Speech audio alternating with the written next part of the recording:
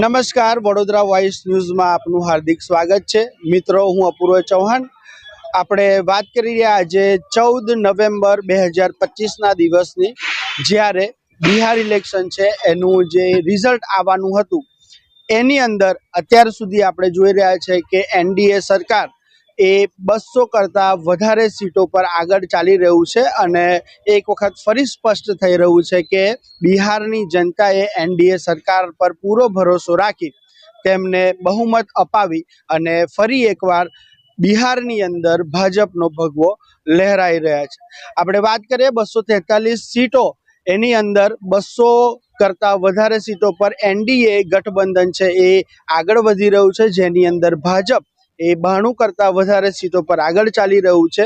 JDU જેની 83 કરતાં વધારે સીટો એના પર એ આગળ ચાલી રહ્યું છે, જ્યારે આરજેડી અને ઇન્ડિયન નેશનલ કોંગ્રેસની જે મહાગઠબંધન છે તેને ઓછી સીટો મળતા એમને ફરી એક વખત મંથન કરવાની સ્થિતિ એ ઊભી થઈ રહી છે। મિત્રો, લોકશાહી એટલે લોકોનું, લોકો દ્વારા અને લોકો માટે ચાલતું શાસન, જેની અંદર શાસન ચલાવવા માટે નેતાઓ સામાન્ય જનતાની પાસે જાય છે, પોતાના મુદ્દાઓ મૂકે છે, જનતાના મુદ્દાની વાત કરે છે અને આવનારા ભવિષ્યની અંદર એ પોતાના રાજ્યની અંદર શું શું કામ કરી રહેશે એના મેનિફેસ્ટો એ આપતા હોય છે।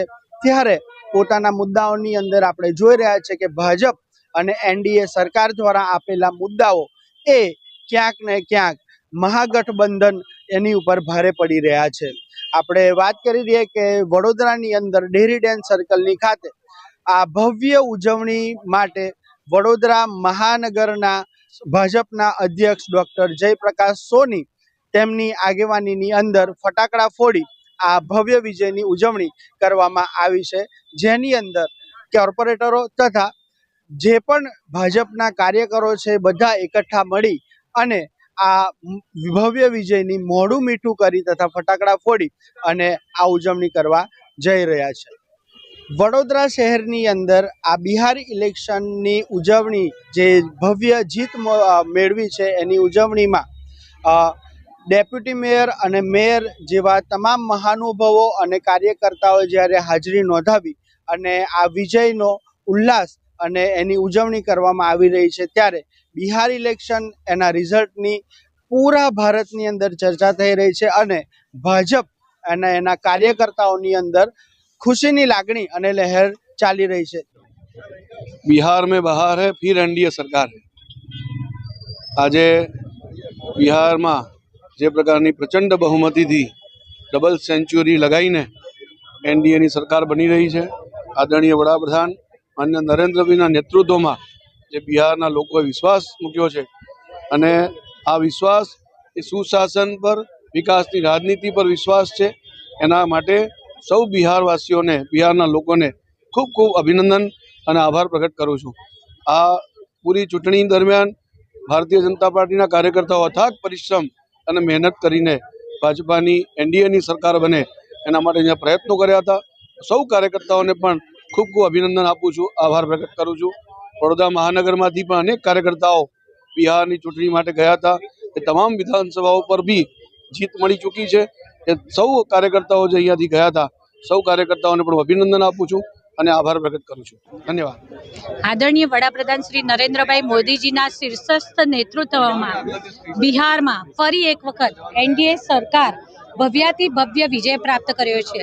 આપણે સૌ જાણીએ છીએ તેમ થોડા સમય પહેલા જ્યારે પટનામાં લગભગ 5000 જેટલા લોકો એક સાથે બેસી શકે તેવું સ્ટેડિયમ હોય કે પછી મેટ્રો ટ્રેન હોય કે પછી બિહાર અને પટનામાં અનેક નવીન એરપોર્ટનું સર્જન કરવામાં આવ્યું હોય, આવા અનેક વિકાસના કાર્યો અવિરત ગતિથી ચાલતા રહે અને એ માટે બિહારની જનતાએ આજે પોતાના મતોરૂપી આશીર્વાદ સમૃદ્ધિનો વૈભવ અર્પણ કર્યો છે એનડીએ સરકારને।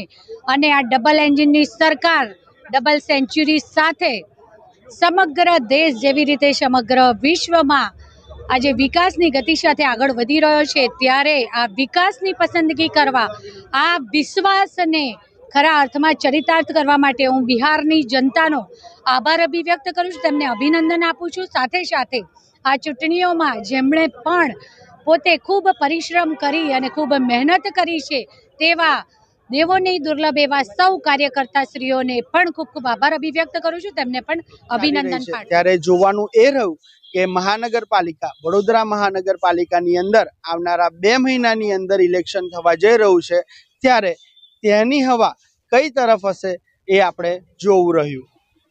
વડોદરાથી વિશાલ ઠાકોર સાથે હું અપૂર્વ ચૌહાણ, વડોદરા વોઇસ, વડોદરા.